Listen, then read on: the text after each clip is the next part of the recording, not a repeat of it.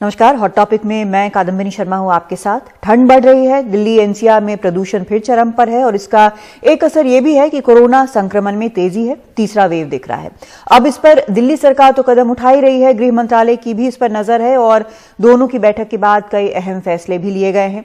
दिल्ली के मुख्यमंत्री गुरुवार को भी इस पर एक सर्वदलीय बैठक कर रहे हैं। हालात ऐसे हैं कि दिल्ली से नोएडा जाने वालों की औचक एंटीजन जांच तक हो रही है ताकि दिल्ली की लहर नोएडा न पहुंचे। तो कई सारी चीजें एक साथ हो रही हैं, लेकिन कई कमियां भी रह गई हैं या लग रहा है कि ऐसा कुछ हुआ है जो पूरी तरह से स्थिति पर काबू नहीं पा रहा है। तो इस पर चर्चा के लिए हमारे साथ खास मेहमान इस वक्त जुड़ रहे हैं। हमारे साथ प्रवीण खंडेलवाल हैं, महासचिव हैं सीआईटी के, रवि मलिक हैं, पूर्व सचिव हैं आईएमए के, और सौरभ भारद्वाज हैं, प्रवक्ता हैं आम आदमी पार्टी के। सबसे पहले मैं प्रवीण खंडेलवाल जी आपके पास आना चाहूंगी। अभी हमने दिवाली के वक्त में हमने देखा किस तरह से कुछ बाजारों में अच्छी खासी भीड़ नजर आई, मतलब लोग एक दूसरे से टकरा कर चल रहे थे। और ऐसे में जब इस तरह की स्थिति हो और जब ऐसी स्थिति के बाद जो मुख्यमंत्री हैं वो कह रहे हैं कि लोकल अगर कुछ दिन के लिए मार्केट बंद करना पड़ा तो आखिर उसका विरोध क्यों है? देखिए कादम्बिनी जी, हमारा मुख्यमंत्री से कोई विरोध नहीं है, लेकिन बाजारों को बंद करने के बारे में उन्हें निश्चित रूप से पहले व्यापारियों से बात करनी चाहिए। आखिरकार 8 महीने के लंबे अंतराल के बाद आर्थिक गतिविधियां शुरू हुई हैं और अगर इस बार आर्थिक गतिविधियां रोक दी गई तो कम से कम 6 महीने पीछे दिल्ली चला जाएगा। उस सबसे बड़ा उसका नुकसान सरकार को होगा राजस्व के रूप में। लेकिन प्रवीण जी, इन सब चीजों को नजर में रखते हुए ही बाजार सब खोले गए थे, लॉकडाउन ओपन हुआ, सब कुछ चल रहा था, लेकिन नियंत्रण से बाहर हालात नजर आए इस फेस्टिवल के दौरान, तभी ये कहा जा रहा है। कादम्बिनी जी, मैं आपको ये बताना चाहूंगा कि हमने अपनी तरफ से सरकार को सहयोग देने के लिए लगभग 6 पत्र दिल्ली के मुख्यमंत्री श्री अरविंद केजरीवाल को लिखे।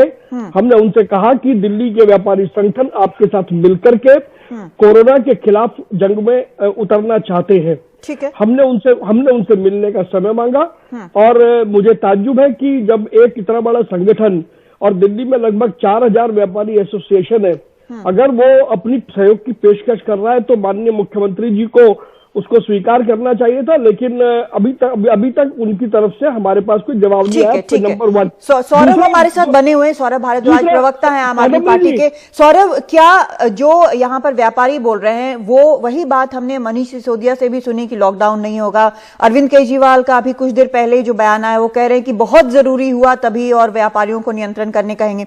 लेकिन फैक्ट ये है कि ठंड का भी पहले से पता था, प्रदूषण होगा ये भी पता था, त्योहार है ये भी पता था, फिर भी ढील जो है वो दी गई और अब वही ढील वापस ली जा रही है, तो लोग विरोध तो करेंगे। जी देखिए, पहली बात तो जब सबसे पहले पूरे देश में लॉकडाउन किया गया तो उसके बाद इस बात को देखा गया, माइग्रेंट्स की प्रॉब्लम हुई, रोजी रोटी की प्रॉब्लम हुई, भूखमरी की प्रॉब्लम हुई और ये देखा कि देश की इकोनॉमी -27% पे पहुंच गई। अब हम रिसेशन में हैं, रिजर्व बैंक ऑफ इंडिया ने कहा है। तो अब ये बात तो साफ है कि देश के अंदर या प्रदेशों के अंदर लॉकडाउन जो है वो एक आखिरी फैसला ही होगा, क्योंकि उससे पहले बहुत सारी दिक्कतें पैदा होती हैं। दूसरी बात, आप अगर दिल्ली का उदाहरण लें तो दिल्ली के अंदर आज भी और पिछले 3 महीने से सभी टेस्ट फ्री हैं। पूरे देश में नहीं, दुनिया में सबसे ज्यादा टेस्ट पर मिलियन पर डे दिल्ली में हो रहे हैं। मगर ये बात सही है कि फेस्टिवल सीजन के चलते, खासतौर पे जो दुर्गा पूजा का समय शुरू हुआ, दशहरा हुआ और उसके बाद एक करवा चौथ और कई सारे त्योहार 1 महीने के होते हैं, इसमें कोताही देखी गई, बाजारों में भीड़ बढ़ती हुई देखी गई। आपने सौरभ एक चीज बताएं, ये आपको पहले से आपकी पार्टी को अंदेशा था कि त्योहारों के दौरान इस तरह से होगा, या आपको ये भरोसा था कि दिल्ली की जनता समझेगी? जी कादम्बिनी जी, कोशिश तो ये थी कि ज्यादा से ज्यादा लोगों को अवेयर करें, ज्यादा से ज्यादा टेस्ट करें। मगर क्या होता है कि त्योहार का एक सेंटिमेंट ऐसा होता है कि अगर उस वक्त सरकार ज्यादा जोर जबरदस्ती करे तो हमारे कई पार्टियों के मित्र हैं जिनको इस तरीके का मौका चाहिए होता है। जैसे छठ पूजा के अंदर आप देखिए, एक तरफ ये कह रहे हैं कि साहब इतना कोरोना बढ़ गया, कुछ नहीं हुआ, ये नहीं हुआ, वो नहीं हुआ।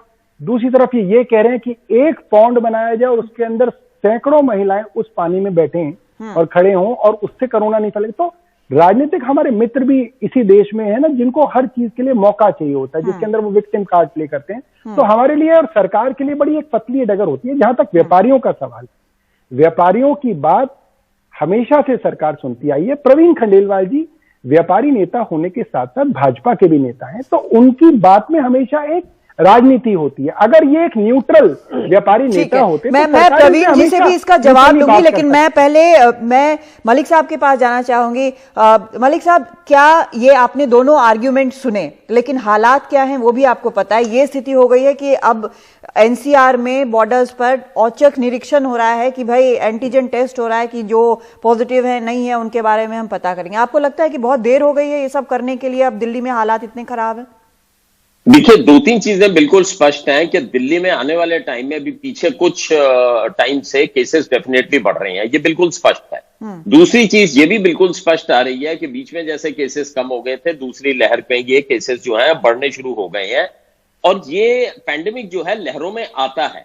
और तीसरी बात ये भी स्पष्ट है कि हमारे साथ में अब तीन फैक्टर्स और जुड़ गए। एक तो स्मॉग बनने लग गई है जिसमें पॉल्यूशन होने लग गया, दूसरा फेस्टिवल सीजन है जिसमें कि कम्युनिटीज का जमावड़ा बहुत ज्यादा हो गया, और एक और बहुत दिक्कत ये आ रही है कि इतनी लंबे लॉकडाउन के बाद में लोग भी कहीं ना कहीं पे थोड़े तंग आ गए हैं या कोविड को रूटीनली लेने लग गए हैं, तो उन्होंने भी लापरवाही बरतनी शुरू हो गई। आप देखिए ट्रैफिक जाम हो रही है, सब कुछ हो रहा है, तो मिले जुले फैक्टर्स की वजह से। लेकिन एक चीज तय है कि डेफिनेटली केसेस जो है बढ़ रहे हैं, और अगर हम इनको टाइमली कंट्रोल नहीं करेंगे तो we might be heading towards a lockdown. As an expert मैं आपसे जानना चाहती हूं कि क्या आपकी सलाह इस वक्त क्या होगी?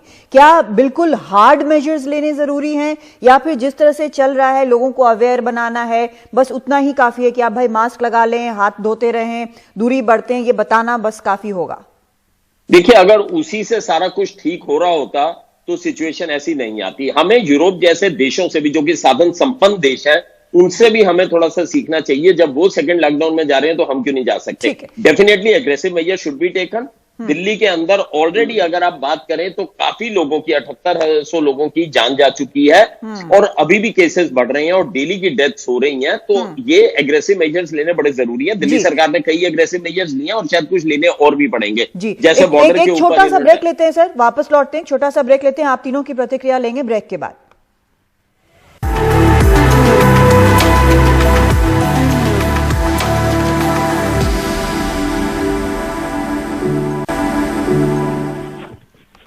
तो कोरोना संक्रमण को लेकर दिल्ली में हालात चिंताजनक हैं और इस पर राजनीति भी हो रही है, और ऐसा मौसम भी बना हुआ है कि समस्या जो है वो काफी गहन हो गई है। त्योहार का भी मौसम है, इस पर लगातार हम अपने खास मेहमानों से चर्चा कर रहे हैं। प्रवीण खंडेलवाल जी, केजरीवाल सरकार ने ये कहा है कि हम सबसे बात करेंगे और जो ट्रेडर्स हैं उनसे भी बात करेंगे अगर वो खुद नियंत्रण कर सके। आप मुझे एक चीज बताइए कि जब ये त्योहारों का मौसम है, आपको भी पता है कि महामारी है, आप लोगों ने अपने स्तर पर किस तरह से नियंत्रण करने की कोशिश की है? क्योंकि बाजार में भीड़ भयानक थी।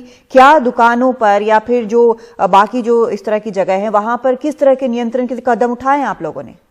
कादम्बिनी जी, जहां तक व्यापारियों का सवाल है, मैं आपको ये दावे के साथ कह सकता हूं कि जितने भी व्यापारी हैं और उनके अपने व्यापारिक परिसर में उनका नियंत्रण है, वहां पर प्रत्येक व्यापारी ने स्वयं भी मास्क पहना, सोशल डिस्टेंसिंग मेंटेन करी और अपने एम्प्लॉइज को भी मास्क पहनाया। बहुत सी दुकानों के अंदर हमने चेन लगा दिए हैं, ग्राहक को हम अंदर आने नहीं दे रहे हैं और सैनिटाइजर का हम उपयोग कर रहे हैं। मेरा यहाँ पर यह कहना है, अभी मेरे मित्र सौरभ भारद्वाज जी ने कहा कि मेरा संबंध भाजपा से है। निश्चित रूप से मुझे गर्व है कि मैं भाजपा के साथ में हूँ, लेकिन मैं आपको ये जरूर कहना चाहता हूं कि जब भारत के 7 करोड़ व्यापारियों के एक संगठन का प्रतिनिधि दिल्ली के मुख्यमंत्री से 7 बार टाइम मांगता है, मार्च 2020 से लेकर के सितंबर 2020 तक 7 बार टाइम मांगा है। और कादम्बिनी जी, आप कहेंगी तो 7 के 7 पत्र मैं कल सुबह आपके यहाँ भेज दूंगा, और उसके बाद भी यदि केजरीवाल जी मिलने का समय नहीं देते तो व्यापारी क्या करेगा? आप मुझे बताइए। मैं इसका जवाब, सौरभ आप इसका जल्दी से एक जवाब दे दें, फिर अगला सवाल आपसे। जी, मैं बताता हूं कि ये इतने बड़े, देखा हमारे तो मित्र हैं, मगर जब पूरे देश में लॉकडाउन खोल दिया गया था तो ये सिफारिश कर रहे थे कि लॉकडाउन दोबारा कर दिया जाए, जिसका इन्हीं के दुकानदार भाइयों ने, व्यापारी भाइयों ने बाद में विरोध भी किया। तो ये बात ठीक है कि ये व्यापारी वर्ग से आते हैं, मगर हर चीज के अंदर जब आप राजनीति करेंगे, जब आप भाजपा से चुनाव लड़ चुके हैं, तो आपकी जो न्यूट्रलिटी है वो खत्म हो जाती है। फिर चलिए आज मुख्यमंत्री जी ने आज सौरभ आज मुख्यमंत्री केजरीवाल जी ने ये कहा है कि राजनीति नहीं करेंगे, सेवा का भाव रखेंगे। तो ये सेवा और राजनीति का बैलेंस करते हुए अब दिल्ली में आप क्या करने जा रहे हैं? इसीलिए कल ऑल पार्टी मीटिंग बुलाई है, जिसके अंदर हमने भाजपा के जो दिल्ली के अध्यक्ष हैं और एक इनके साथ कोई और कांग्रेस, जबकि कांग्रेस की कोई एमएलए नहीं है, बट फिर भी हमने उनके अध्यक्ष को और उनसे कहा कि आप अपने किसी सहयोगी को ले आइए। आपके पास कोई भी अच्छा सहयोग हो सकता है हमारे मित्र हैं, प्रवीण जी बड़े भाई हैं, इनके पास कोई अच्छा सहयोग वो होगा, सुझाव होगा, आदेश गुप्ता जी के जरिए दे सकते हैं, नहीं तो वैसे भी मुझे दे सकते हैं। मेरा फोन नंबर इनके पास है, मुझे दे दे, मैं इनके जो भी संदेश है, इनके सुझाव वो मुख्यमंत्री बिना बातचीत के सौरभ कुछ होगा नहीं, बात जरूर करना चाहिए, व्यापारियों से भी बात करना चाहिए, रिप्रेजेंटेशन जो है आप लोग कह रहे हैं कि सेवा करना चाहते हैं। मैं डॉक्टर मलिक आपके पास आना चाहती हूं। हमारी एक रिपोर्ट है मुंबई से और हमने देखा है कि काफी कुछ सिमिलर भी है। उसमें यह है कि जो यंगस्टर्स हैं 30 से 40 वर्ष के बीच के जो यंगस्टर्स हैं, उनको काफी जो कोरोना है वो संक्रमित कर रहा है। उसका बड़ा कारण जो है वो लापरवाही बताया गया है। हमने यहाँ दिल्ली में त्योहारों के दौरान जो यंगस्टर्स मार्केट में थे उनसे पूछा तो उन्होंने कहा कि कोरोना तो सिर्फ बूढ़े लोगों को संक्रमित करता है। ये जो हालात बने हो, ये जो माइंडसेट है, लाख अवेयरनेस के बाद भी ये नहीं जा रहा है, क्या करें फिर? देखिए, सबसे पहले माइंडसेट को तो करना बड़ा जरूरी है, सेट करना जरूरी है। मैं आपको बता दूं कि कोरोना 30 साल के व्यक्ति को भी हुआ है, 30 साल में भी मौतें हुई है, 35 साल के व्यक्ति को भी है, 40 के भी हुआ है। तो ऐसा हमें नहीं समझना चाहिए। लेकिन अगर कहीं ना कहीं ये भी समझ रहे हैं तो उन्हें ये भी देखना चाहिए कि उनके पिताजी, उनकी माताजी की उम्र भी 65-70 साल की है। अगर वो बाहर निकलते हैं, कोरोना लेके घर जाते हैं, तो कहीं ना कहीं ये अज्ञानता जो है वो सबको खतरे में डाली हुई है। हम सब एक ह्यूमन चेन की तरह बंधे हुए हैं। अगर उसमें से 30 साल के व्यक्ति अगर अपना कोरोना लेके घर पे जाता है तो उसके माँ बाप भी हैं, उसके बच्चे भी हैं, तो वहां पे वो वल्नरेबल ग्रुप है, कोई प्रेग्नेंट महिलाएं भी हो सकती हैं।